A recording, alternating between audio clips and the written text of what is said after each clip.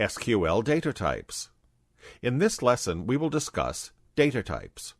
Remember that data is stored in the form of tables in the database, and the data is in different formats, such as the name of a person, date of birth of a person, and so forth.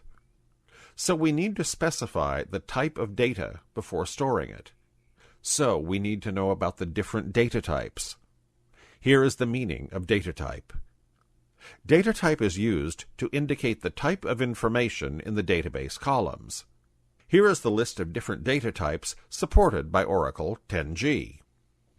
First, we will see integer. This is integer data type. It is a basic data type to store integer values. The next type is float. This is the float data type. Here we can store 0, positive, and negative floating point numbers. Number. In this type, we can store 0, negative, positive, and floating point numbers. In this syntax, P is the precision and S is the scale. In this type, we can store maximum 38 digits. For example, if we give the number 7, 2, it specifies the number has 5 digits before the decimal and 2 digits after the decimal. Character. Here we can store the character values. The size specifies the number of characters. For example, char 10 specifies 10 characters. In this type, we can store up to 2,000 bytes. VAR-CHAR2. This is similar to the character data type, but here we can store variable length characters.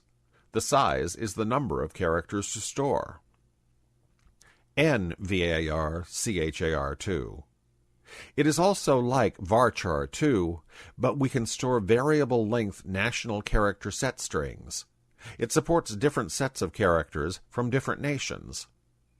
Here we have to specify the size in bytes. We can store up to 4,000 bytes. Long. Here we can store the long values up to 2 gigabytes of data. In this type, we can store a maximum of 2 gigabytes of value. Date. This data type is used to store the date values in the database. In this type, we can store dates between January 1, 4712 BC and December 31, 9999 AD. Time. This data type is used to store a time value of a day. Timestamp. It stores the year, month, day, hour, minute, and second values. Here we can divide the seconds up to 9 fractional seconds precision. In this lesson, we have discussed some of the basic SQL data types. In the upcoming lessons, we will discuss how to use these data types in tables. You can find more information about some other data types from the following web reference.